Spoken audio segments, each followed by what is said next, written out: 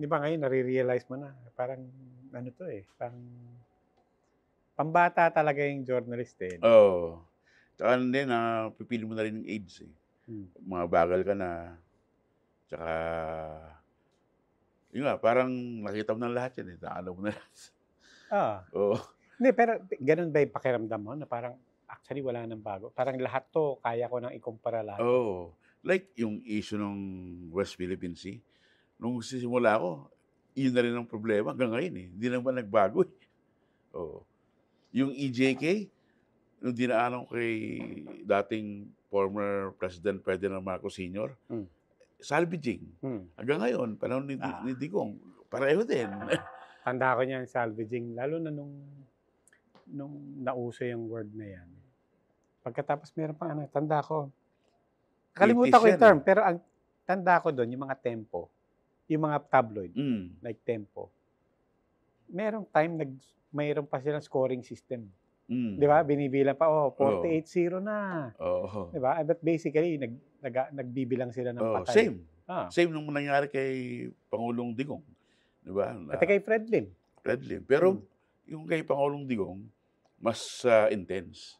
Kasi in one day, minsan 10, minsan more than 10, di ba? Yung mga one-time, big-time, 30. So, grabe yun. I think yung dami nung namatay in the whole of Ferdinand Marcos na ilang years, no? More than a decade. Eh, sobra pa yung nangyari kay Digong.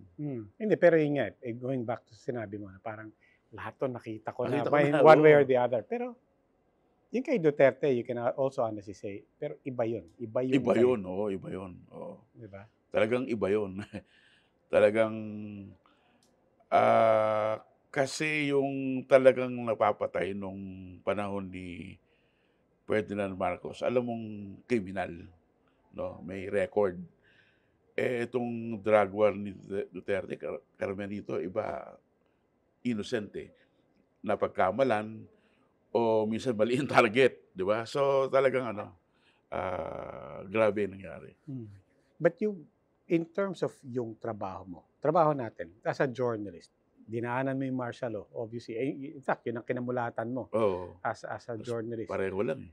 Pareho lang. Pareho lang, oo. You never felt in any particular administration na nasa totoo lang, mas nakakatakot yung panahon na yun? Mas scary nung panahon ni Pangulong Duterte. Kasi mapagkamalan ka lang, malagay ka lang sa drug list, for sure, darating yung oras mo. No? At least nung kay dating Pangulong Marcos, may ganong nangyayari. Pero alam mo na may nagawang krimen. No? Although, yung iba, Hindi mo talagang rin rub alam out. yung iba. Rub out. But Rub it out. could also be political opponents. It Oo. could also be leftist na Ay, di ba? yung leftist, alam mo talagang leftist, iba yung operation nun. Iba din yung operation ng Okay. Sa criminal. kriminal. Oo, criminal. But for you, feeling mo mas nakakatakot ng panahon ni Duterte. Mas Oo, mahirap gumalaw nun. mas mahirap gumalaw. Kasi after nung drug war ni Duterte, in succeeding years, pumasok naman yung killing ng mga activists. Di ba? So, dalawang type na ng extrajudicial killing. And yet, that was the time, ibalandra lang natin dito, that was the time that you did this coverage of the war on drugs. Di ba? You were still working with Reuters at that time. This was also, a groundbreaking coverage for everybody, but for you in particular, you won a Pulitzer with the Reuters team with that. Paano ka gumagalaw sa panahon ng mahirap gumalaw? At ikaw mismo, more than any other time. Mas madali kasi nung first 6 months ni Duterte. No? Kasi yung mga reporters sumasama sa operation ng police. Hindi sa yung nangyaring patayan na dumarating sila dun sa crime scene, no? Kasi may mga after the fact. After the fact, may mga night duty, no? So, yung police at the station will be alerted, oh, may patay dito, ganyan, oh, may nangyari dito. So, pupunta na yung mga police, yung SOCO, kasama yung mga reporters ko nakikita, no? And during the first 6 months, napakarami gabi-gabi. Siguro in one night, at least we will go to 3 or 5 areas na may nangyari, no? And you get the reports. Masyado pang mabait yung police eh. They share the progress report, spot report, yung autopsy report. So, you get a lot of documents, no? Ito yung for 6 months. For 6 months. Kasi nung nagpala ng case sa ICC, bigla nang sara yung gripo. Wala ka nang makuha report. Even yung mga families ng victims nung namatay, they're not getting the reports. So, mahirap na.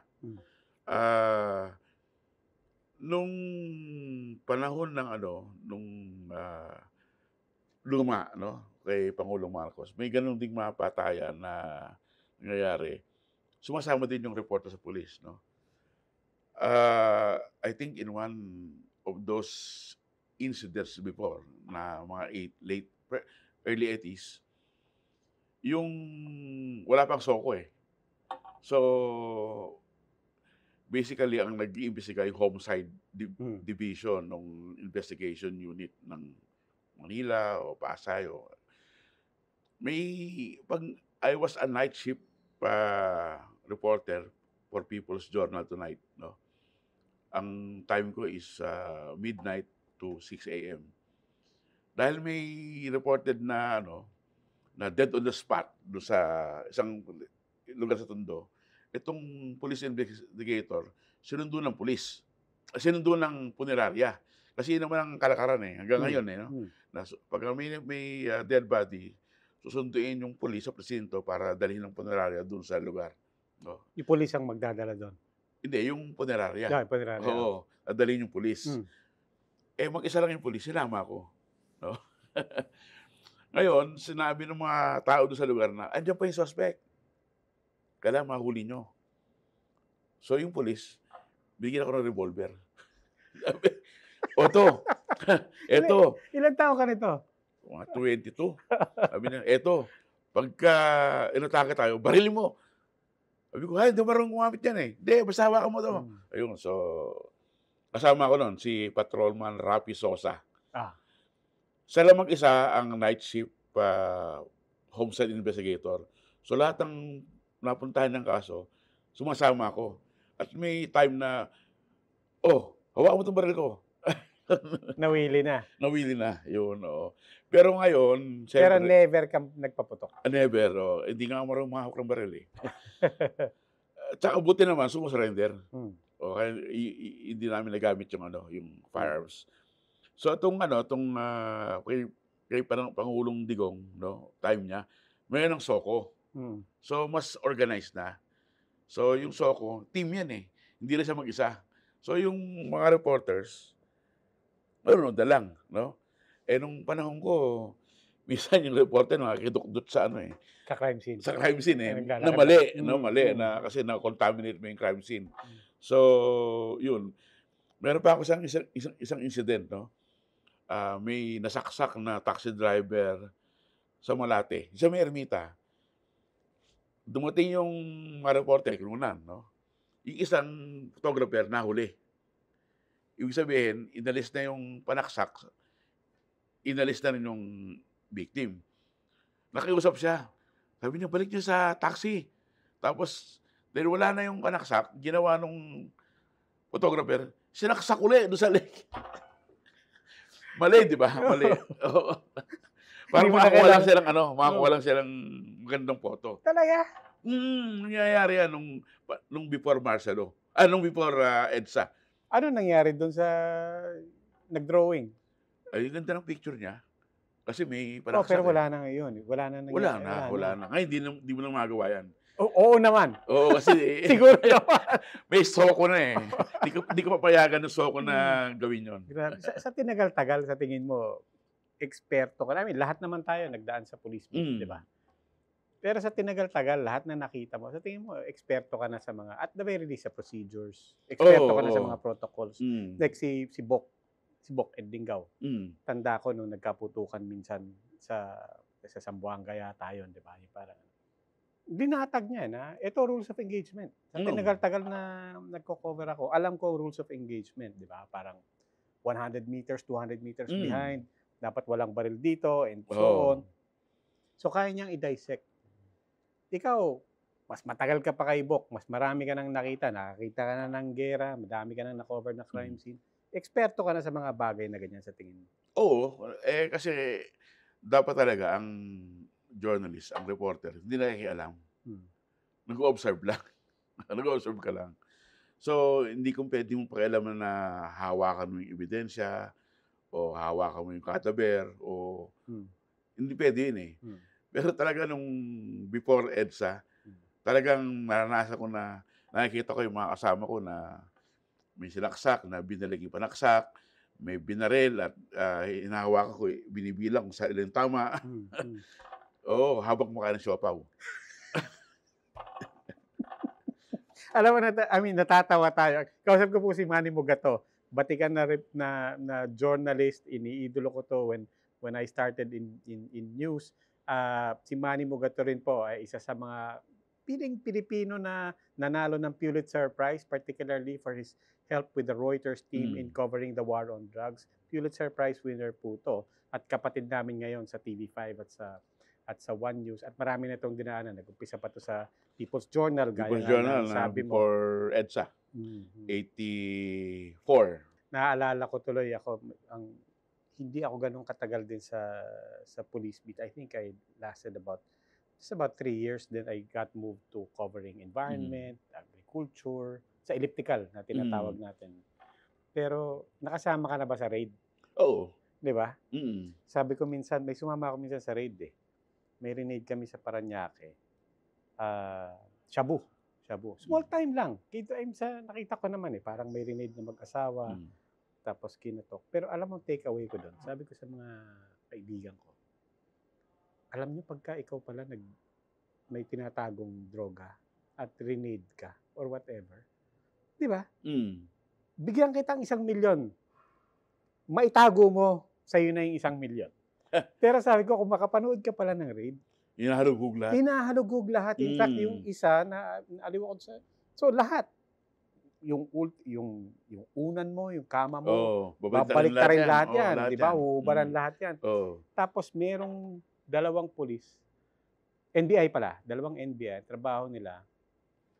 Pagpasok, sila yung didiretso sa toilet. Di ba? Tapos, pasok agad yung kamay sa toilet.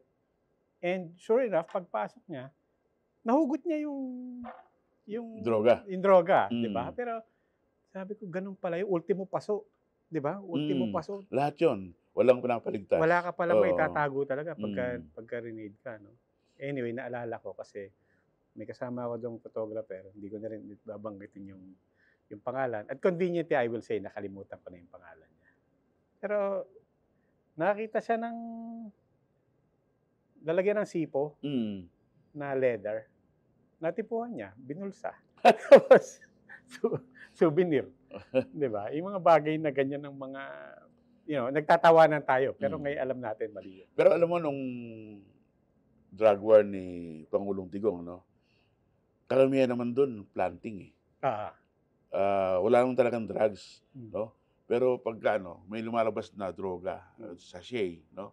Usually, ang sinasabi nila para to prove na, pusher to o user to, may nakuha droga. Pero, karamihan kasi nung namamatay sa drug war, later, no? Siguro after 3 months, talagang walang droga yun. Kasi sa takot lang ng mga tao na magkaroon ng droga because na namamatay, talagang iniiwasan. Pero talagang karamihan doon ang paplantingan. Pero speaking of takot, gaya ng sabi ko, tayo nagtatawanan tayo ngayon. Diba? Parang, for us, it's like, war stories natin. But speaking of takot, sa totoo lang, kahit pa nagtatawanan tayo ngayon, nung panahon na yon, and despite everything that you've seen, sa tingin mo natakot tayo? yung media, yung mga journalist. Nung panahon ni Duterte. Oo, palagay ko. May takot kasi it could happen to anyone, no? Ah, yung climate of fear is there, eh. Hindi mo matatanggihan. Of course, dahil media ka, parang may immunity ka, no? Pero di mo rin masabi kasi kung sa'yo mangyari yan, eh, talagang, pasensyahan na lang. Tsaka hindi lang yun. Nung panahon ni Duterte, hindi lang yung masaktan ka ang takot mo, hindi lang physical. Tatakot ka na baka bastusin ni Duterte yung misis ko, na kapwa media ko. Di ba? Parang Oo. nangyari yan. Di ba? We Mm. have colleagues na nangyari yan. Yes. Parang baka biglang kung anong sabihin niya and before you know it, meron ng mga nangaharasay sa online. Di ba? Mga bagay. Actually, yung online harassment is real, no? Kasi dinanas ko yan. On September 2016, may nireport kami about yung speech ni Pangulong Duterte. Sinabi niya na if Hitler can kill 3 million Jews. I can kill 3 million addicts. Report namin. Kinabukasan, na-troll kami. In a matter of 1 hour, parang thousands of likes, shares, and calling for us some punishment. Irresponsible reporting that.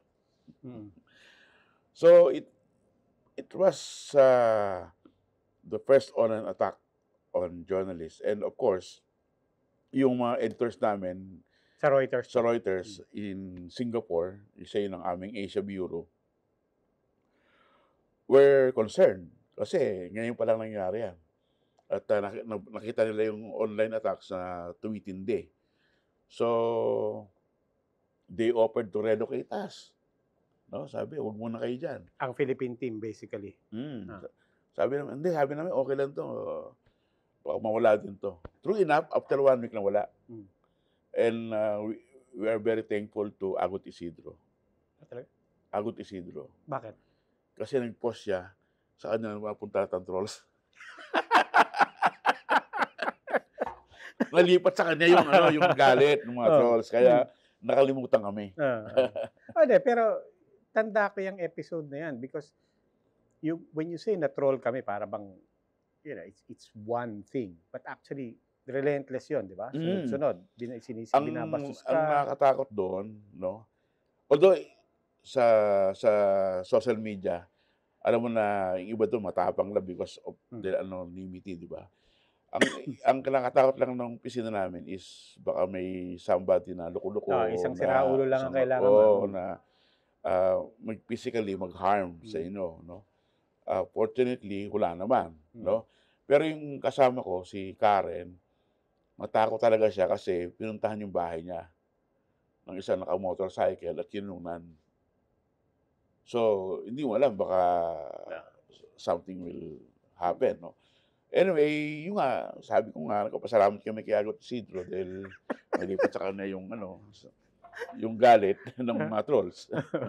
Pero for you, I remember it got to the point that you did actually turn off your social media, di ba? Or at least you changed your I changed my name kasi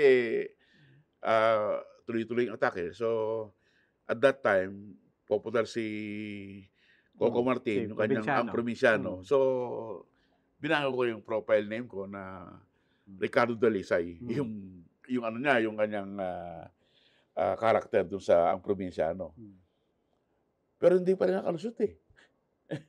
Ay, dali namang hulaan kung sino yun. Kasi tuloy-tuloy yung attacks. There are twice na take over yung yung account ko. Hindi ko magalaw. Oo, yung tinake over. And I was fortunate na sinabihan ako ni Glenda Gloria, my friend. Rappler. Sabi niya na, Bok, i-report mo sa yan, sa NBI. Hindi, sa Facebook para magkaroon ng blue check. Okay. So, nung na-blue check wala na. Talaga? Oo. Okay. Hindi na na-take over, hindi na Kasi pagka na-report ka, na-mass report ka, ano ka suspend ng at least 1 month, 1 week, di ba? Ito naman yung panahon ni Duterte, especially when you talk about the night shift, no? Nung panahon ni Duterte, lalo na nagkaroon tayo ng tinatawag nating night crawlers, di ba? Oo. Nabansagang night crawlers. Yung mga mas bata sa yung mga journalist na photojournalists were risking their lives also to document this war on drugs. I mean, that's what people have in mind when they talk about journalists risking their lives. Pero tanggalin muna natin yun. Because without... Hindi ko na-experience yan. Ha? Hindi ko na-experience. Yung alin? Yung night... night crawlers sila, no? Yung mga photojournalists. Oo, kasi hindi ka naman photojourn, di ba? Hindi, tsaka hindi na ako nag-cover ng spot. Oo. Sinamahan mo na lang yung Reuters, ikaw nag-ayos ng coverage nyo. Actually, ang role ko is sa police. Official police. Liaison. Parang hindi. Ako yung kumukuha ng side o kumukuha ng inside information. Kasi karamihan ng police officers, kilala ko, when I was starting as a reporter in the late 80s, mga tiniente yan eh. Mga tiniente o kapitan. So, by the time na panahon ni Duterte, karamihan dyan generals. Mataas na rango din lahat. Oo, generals. Yung iba generals, iba nag-retire na. So, sila yung kinakausap ko and I get inside information. So, may isa nga akong source na retired general na in the intelligence and he practically opened doors for the Reuters team. Kasi sabi namin, ang dami mong information, but unfortunately, we cannot use it in our reports kasi hearsay, no? Hearsay. But yung reports na, pinadala niya sa CBCP, kung saan-saan, and maganda naman, no? Very detailed. Yung reward system, quota system, and anong ginagawa, no?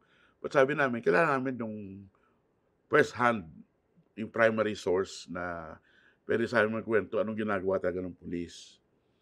So, sige, sabi niya, matagal namin niligawan, maybe after 2 months, pumayag siya, sabi niya, I will bring someone, an active duty na prison commander. No? Hindi ko na sabihin kung saan lugar. Tapos sinama niya sa isang restaurant, sa Green Hills. Doon namin in-interview. Tapos itong officer, kinuwento lahat, no? Kinuwento lahat. And he was even showing evidence, no? Sabi niya, huwag kayo maniwala na may vigilante. Sabi niya, kami rin yun. To prove that, pinagkita niya yung cellphone niya. Sabi niya, ito, cellphone ko.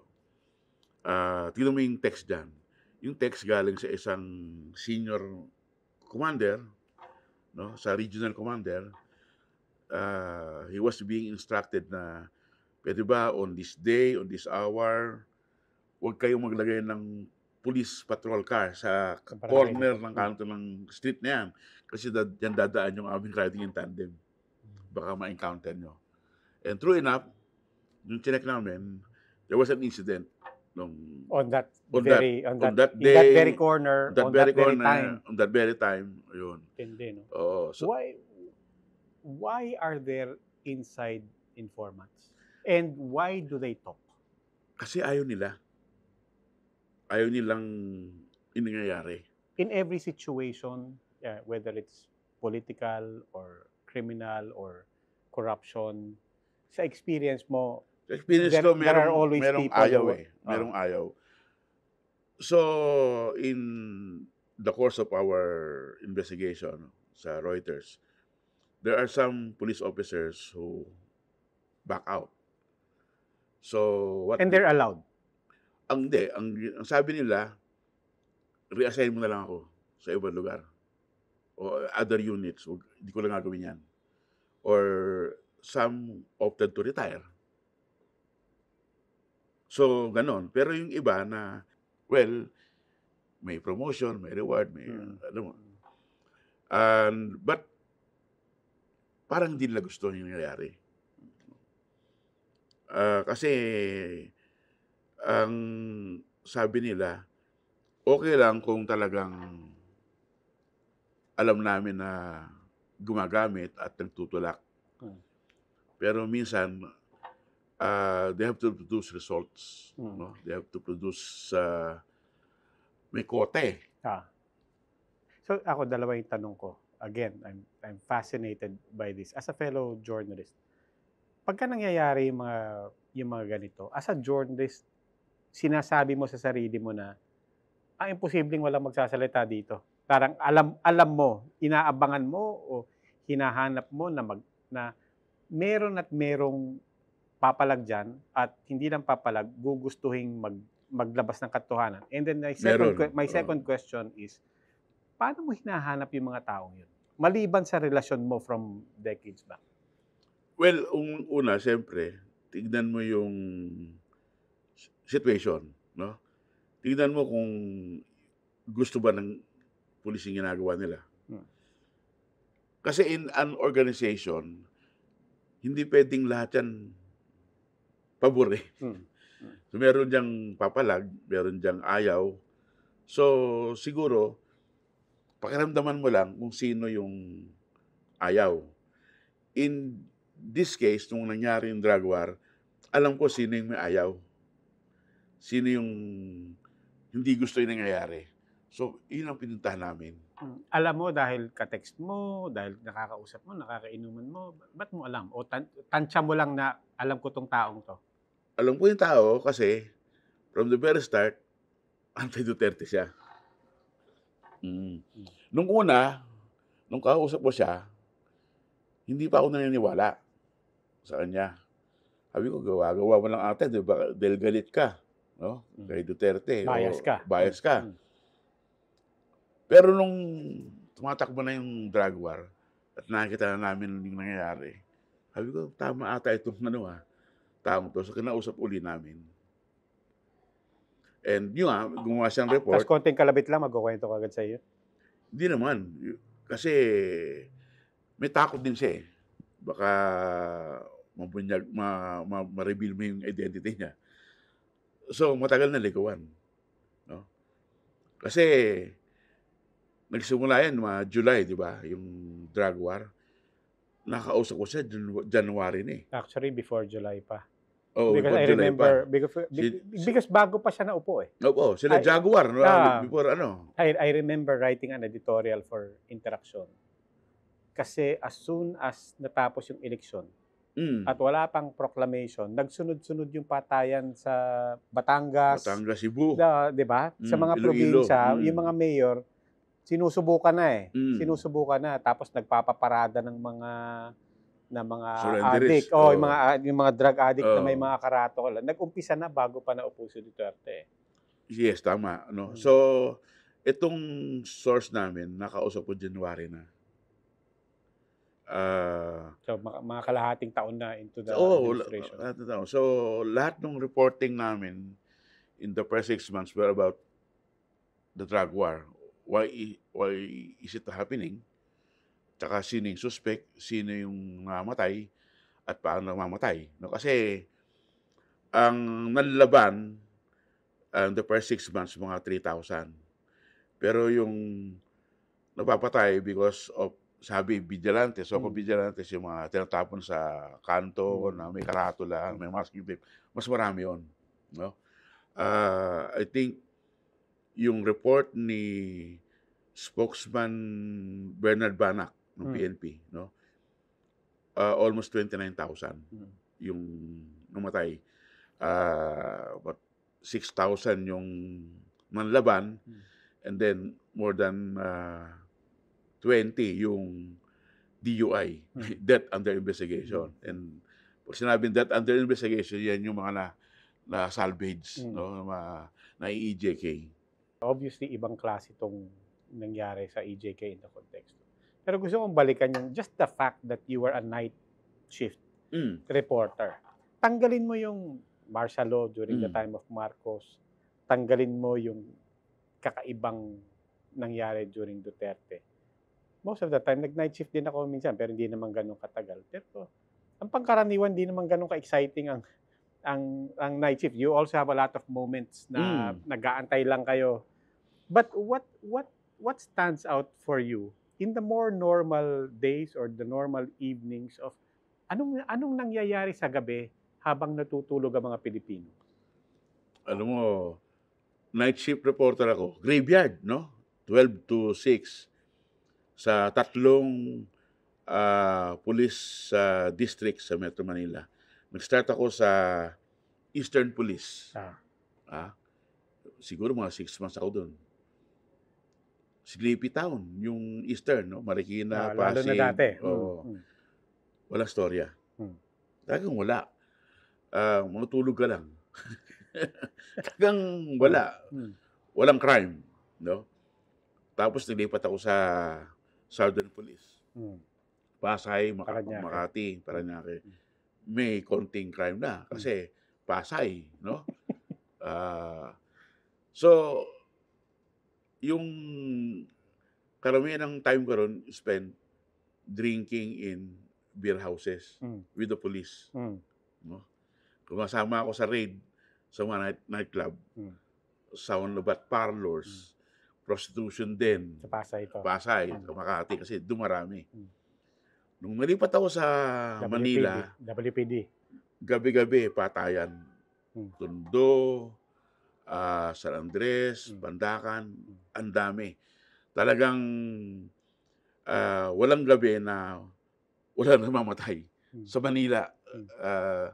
Siguro in 1 week, mga 4 days busy ka sa pagkapalo ng mga dead on the spot o mga itinapon sa matalahib na lugar.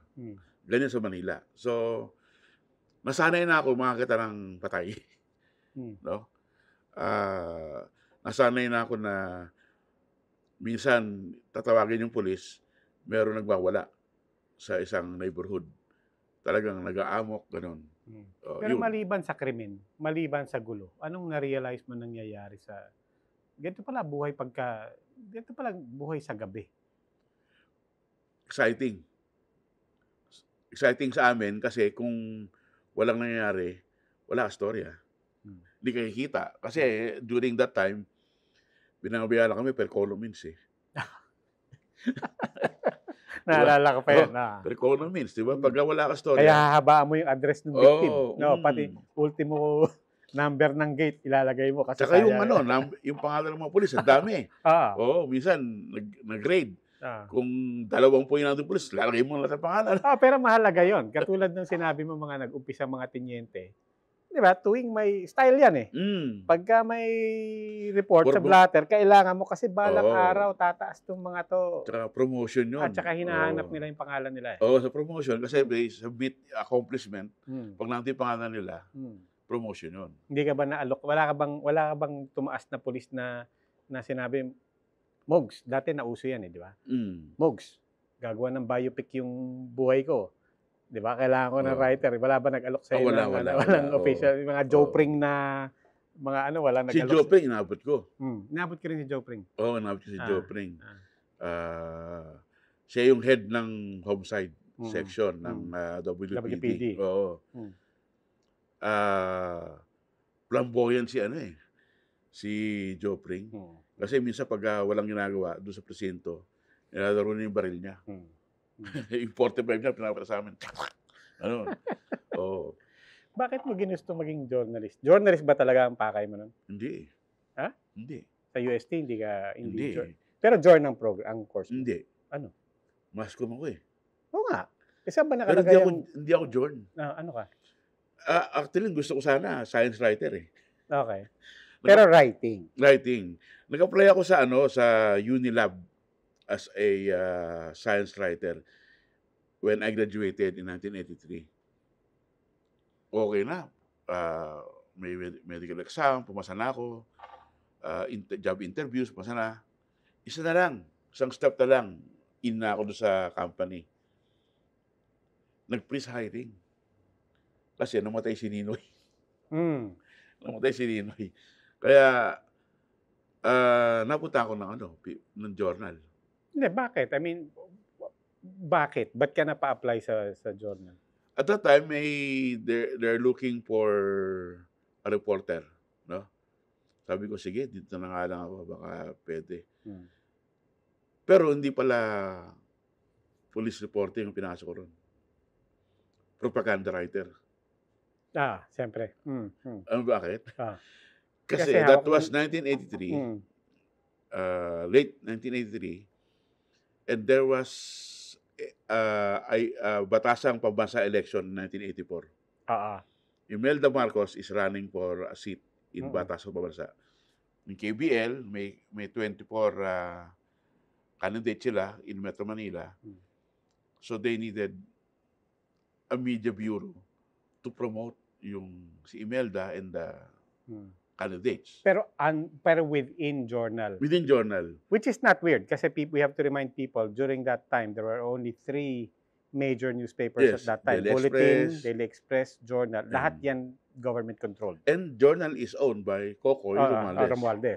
So, nag-start ako dun sa propaganda arm. So, I was writing feature For stories. For Imelda. Not only for Imelda. For the government. Kasi we were promoting KKK. Ano yung KKK? Ano yung KKK? Kilusang Kabuhayan at Kaunlaran. So, marami silang projects, infrastructure projects, livelihood projects. So, we were writing about all these projects, about the personalities. Etong si Roland Zamora is running for Congress, for Batasan in San Juan. No? Ako, I was assigned in Marikina and Pasig. Ang tumatakbo doon is Dindo Fernando and Danny Floro. Dindo Fernando. At the artista. Yung artista? Oo. Flor de Luna. Flor de Luna. Si Colonel Alicante. Oo, si Colonel Alicante. Tsaka si Danny Floro. Danny Floro. So, yun ang susundan ko gabi-gabi. Danny Floro, Crispa. So, sila yung candidate ng KBL. So, I was following them every night sa mga rallies nila and reporting their activities. Yun. And also reporting on the local government. No? At that time, ang naging... But you knew the distinction that this is propaganda, this is not journalism. You knew kung ano yung katatayuan mo doon. I knew, pero in fairness, yung boss namin, no, si Ronnie Biloso Yap, she was the head publicist ni Imelda, was training us on to gather news. No? Sabi niya, maging accurate kayo, maging fair, yung journalism principle. No? Kaya lang, sabi niya, we have to report these accomplishments. No? So, alam namin na yung slant, favorable. But, basically, based on facts. No? You have to write positively. No? You don't have to write about the negative or masama, no? Unfavorable. You only write favorable, but based on facts. Ang problema, when tumatagal na yung coverage namin sa Media Bureau, wala na kami sulat na positive. Kasi you have to also remember, 1984, this is 1 year after Ninoy was shot. So, painit yung panahon. Mainit na.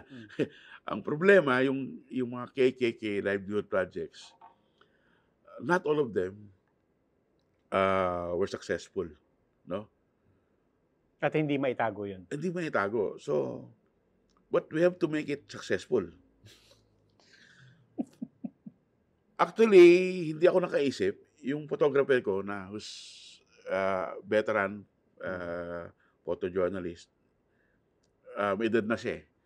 Sabi ko, paano ba natin i-illustrate tong story nito na makatotohanan na it's the livelihood project is successful. Sabi na akong bahala dyan. So, we went to a certain area. Kasi may listahan ako noon nung mga projects nakatanggap. So, pinunta namin yung isang lugar kung saan yung isang family nakakakuha ng 1,000 peso loan sa DSWD. Malaki yun. To start a cook food business. Yung sa neighborhood. Nung pinuntahan namin siya, natakot siya. Kasi akala niya, gobyerno nga kami, Hmm. na hinahanap na yung project. Sabi na, hindi, gusto lang kami ng nangyari sa project nyo. Naku, iyo, lugi eh. Naku, sabi ko sa photographer ko, paano yan? Paano ito sulat na lugi? Hindi pwedeng ganun. Sabi niya, bahala dyan. Ginawa ng photographer ko, sabi na, ihilera mo yung kaldero dyan sa harap ng bahay mo. Titinda ko kunyari. Wala akong laman. Ako nang bahala. So, nung nakahilera na, kinuha ng picture.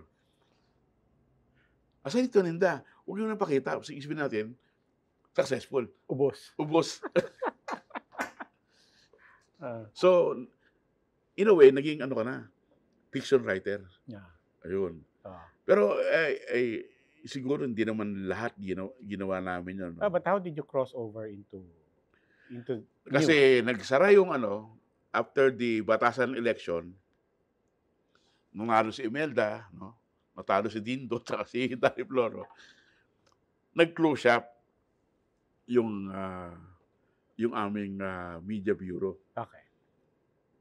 Si Ronnie, sabi niya kay Gus Villanueva, the editor-in-chief ng People's Journal, kunin mo na lang yung mga tao ko. Bahala ka na. So, kaya ako napunta ng pulis. Ayun. Oo. Pero in that time, kasi yun din yung, I want people to understand, during that time, even in the newsrooms, there were censors. Mm. Di ba? May papasada. Mm. At the end, literally, titingnan yung bago before that goes to press, may tumitingin dyan. At nandun sa office yung, Nandun. di ba? Oo. Yung censor. But in the same way na sinabi mo, sa mga pulis, or sa kahit anong institusyon, alam mong merong gustong magsabi ng totoo. Alam mo nung police reporter ako during the dying years ni Marcos, ang dyaryo, walang censorship sa police reporting. So, only sa political. Talaga? So, Oo. crime was Crime, bahala cover mo. ka. Oo. Ang censorship sa crime, yung editors. Kasi, alam mo na, corruption sa media. Sabihin ng editor mo, bata, araw-burin ko na yung story mo, huwag mo nang gawin yan. Kilala ko yan eh. Yung gambling lord, o prostitution den operator, huwag mo nang tuloyan. Ako nang bahala sa'yo. Wala ba, may raid sa party sa gated village? Oo, yun. Ganang sulat yan. Pinapatay ng editors yung storya na tingin nila makakapekto sa isang tao na kilala nila.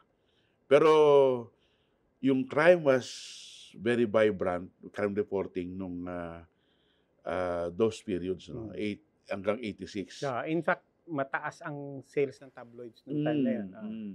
Kasi may parang may competition yung People's Journal with Tempo, no? So sa People's Journal, we were serializing Ben Tumbling, no? So naghahanap kami ng mga sensational crime na isa-sensationalize. So yun ang naging competition nung that time. Sa politika, wala kang competition dyan kasi bawal. You cannot hit the Marcoses. Yung ibang politician, fair game. Pero administration, hindi pwede. So, may censorship when it comes to political reporting. So, crime, wala. Bahala kayo sa buhay nyo. Yun ba, ini-spell out pa ba sa inyo yun? Na bawal cover ang or you just take it as given to, or is that part of the orientation? Is that part of, mayroon ba nakasulat? I mean, hindi nakasulat yan. Pero, may sabi sa'yo, huwag mo nang galawin yan. Oo. How, did it ever get to the point na feeling mo, ba't pa ako nandito? Hindi naman pala kami pwedeng, I mean, how did just the fact of censorship being part of life, alam mo, paano mo na paano mo natanggap yun? Time na yun, hindi ko na-experience ma-censor. Kasi nasa police reporting ako eh. So, I'm enjoying police reporting. Yung mga raids ng prostitution bar, disco houses, yung mga raids sa pasuganan, raids sa... Wala gaanong raid sa Shabu. Wala pa Shabu nun eh. Ah. Marijuana lang. Hmm. Marijuana lang. Usually, ang raid sa marijuana sa terminal ng bus. Galing sa Baguio. Doon nakakahulihan, no? Ang raid nun usually pagka may malaking robbery. Malaking syndicate na involved.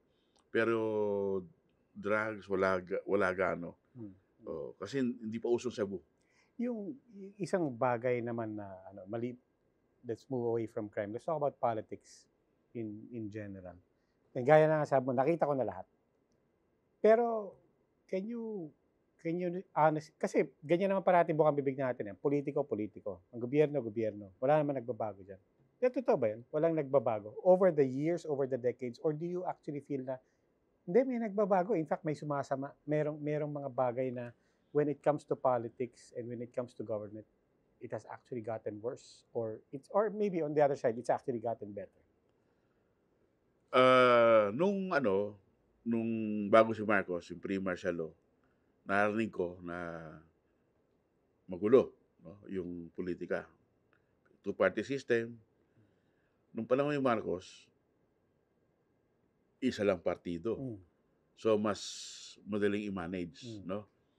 Nung bumalik kay Cory, nung 86, multi-party, bumalik dun sa old system. Bumalik yung corruption, bumalik yung political dynasties, bumalik lahat kung ano yung nangyari before martial law, no? So I guess mas sumama yung ating politika, no? At yung bilihan ng boto, totoo. Pero dati pa naman, di ba? Hindi, pero iba yung bilihan ng boto before. Kasi nung before martial law, ang bilihan ng boto, ang alam ko, binibili sa tao. Ngayon, retail dati. Retail. Nung panahon na, nung after EDSA, ang binibili, wholesale. No? Naranasan ko yun kasi there was one political operator, binisita ko siya, sabi niya, kasama ka sa akin, wala akong oras may pupuntahan tayo. So pumunta kami sa isang gated village sa Makati, sa bahay ng isang incumbent senator. May isang politician doon na halos na makaawa na tulungan niya naman ako. Yung kalaban namimili ng boto sa ARMM. Pag hindi ako nakabili ng boto, malalaglag ako. Kasi number 13 ata siya, no? Di ba, 12 lang, di ba? 12 lang eh. Sabi ko, sige, paano gagawin natin? Yung kabila, namimili ng boto, 3 piso per voter. Ang minimum is 300,000 votes. So, ibig sabihin, almost 1 million na. Ibig sabihin, yung bilihan hindi sa tao. No? At hindi man lang sa politiko. Hindi man lang sa politiko. Hindi. Di ba? Oo. Sa COMELEC. Sa bilangan. Oo. Sabi niya, wala akong pera dito. Kalahating milyon ng pera ko. Pwede ba tumawad? Sabi niya, baka pwedeng pahiramin niyo ako ng pera. So sabi nung nandito ka, I mean, you're in the room. I was in the room kasi akala nung mga politiko, ako, alalay nung political operator. Okay. Hindi naman ako kilalang reporter. Kilala ka na nun? Hindi. Kilala ka na nun? Ay, mahina-hina sila na kung di. Hindi kita binibilog, ha? Hindi kita binibilog. Pero hindi na ako kilala. Okay, sige. So, sabi nung incumbent, may pera yung partido. Kaya lang yung may hawak, nasa abroad. No? So, baka pwedeng tawagan si Presidente. Okay. Hindi ko nalabing sinong nakaupo, Presidente. Hindi mo babanggitin yung taon? Hindi na, sabi siya. Tinungagan yung Presidente. Gino-signal na yung pondo para ibigay dun sa politiko nang hihingi. So sabi nung incumbent senator, manalo ka na dahil pumayag na sa presidente, i-release yung pondo. Yung eroplano ko, pahanda ko, papadeliver ko yung pera, samahan mo bukas. Okay. Dali mo na yung pera. Sabi nung political operator, alam din yung mga bata ko, sa ARMM, on the ground, sila nang bahala sa'yo. Di nanalo siya. Pagka sinabing kaliwaan, di ba? Mm. I-deliver. Paano dinideliver yung pera? Cash Cash yun yun. Oo, kaya nga. Cash. Pero ganon, parang napapanood mo sa TV na naka-attache case, Walang nakabayong, nakabag. Talaga. Duffel bag. Talagang cash, walang paper trail yun. Pagka binabalik-tanawan mo yung lahat ng nakita mo na, pati yung mga illegal, di ba? Nakakita ka na. In fact, first-hand witness ka ng krimen. First-hand witness ka Alam ng mo, first-hand witness ako ng isang EJK. Talaga? Oo. Berde ng pulis. Sa isang lugar, no? Inuman kami. Sa inuman namin, may 3 lalaki. Napakatahimik. Hindi man lang magalaw yung bote ng beer. Tapos ng midnight, muli sila. Sinama ng mga pulis. After half an hour, nag-radyo yung pulis. Punta kayo rito. May encounter. Punta kami. Eto kayo naman natin, ha? Huwag ka na maingay. Ano yan? Carnapper. Sir, report nyo, carnapper yan. Ayan. Sabi sa'yo? Sabi na, kayo naman natin kanina. Talaga? Oo. Sinulat mo nga? Hindi. But how do you feel? The morning after? Masama loob mo. Sabi ko, kayo naman ko ito, nakita ko ito eh. Kaya lang, you have to play by the rules, no? Kasi kung sinulat mo yun, ikaw naman babalikan. Paano mo ikaw isunod? So, ganun na lang, tumahimik ka na lang. Ano sa tingin mo ang silbi natin ngayon? Especially in these days na hindi naman natin mapagkaila. Iba na yung impluwensya natin ngayon. At least nung panahon mo, dyaryo, mainstream media. Ngayon, with social media, wala ka ng mas influence. malakas pa dating ng mga influencer, mas malakas pa yung ako. And then, people are not necessarily talking about the news, di ba? Hindi na nga. So, anong pakiramdam mong silbi natin yan? Sa tingin mo, may nakikinig pa sa... Meron pa naman. Meron pa naman. Kasi, alam mo, nung meron pa kaming wagpo, no? Yung show namin, nila Bok, Ed, tsaka Lord. Pagka nasa labas ka, nakikita ko yung mga tao na lalapit sa'yo. Sayang, wala na yung wagpo. Maganda yung programa nyo. Talagang na-expose nyo yung kung ano nangyayari. Sabi ko, nga, wala nang sayang eh. Sabi ko, kaya lang, wala tayong magawa. Tapos na kontrata namin. Pero yung responses, hindi lang doon sa comment section, no? Nung YouTube or Facebook. But yung mga responses ng tao na nakausap namin is very heartwarming. Kasi, ibig sabihin, may naniniwala pa sa journalist. At may naniniwala pa sa kind of news na ginagawa natin. No? Kasi, dinadaan natin sa biro, dinadaan natin sa lighter mood yung show. Pero minsan yung issues na didiscuss doon may mabigat eh. So, and when people appreciate it, nakakatuwa.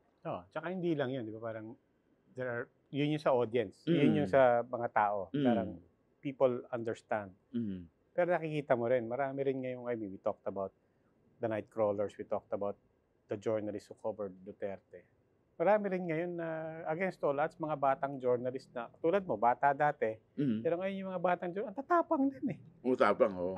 Tatapang din naman. Mas matapang sila. Mas matapang sa akin. Ito po si Manny Mogato, isa sa pinakamatapang, isa sa pinakamagaling na journalist po natin itong past decades. Unfortunately, Manny, hanggang 1 oras lang yung programa ko. Total, ka na, broadcast ka na rin, alam mo na rin kung anong palakad natin dito. Pero may alak pa kami dito, may wine pa kami, tutuloy pa namin ng kwentuhan kahit na si Manny sa totoo lang. Kung napansin nyo sa Wag Po, actually si Manny hindi na umiinom yan.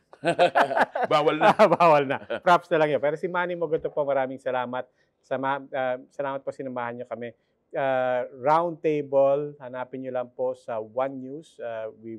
This shows every 9 p.m. on Saturdays, Signal Channels 8, Channel 250 kung gusto nyo ng HD. Pagkatapos pinopost din namin to sa YouTube.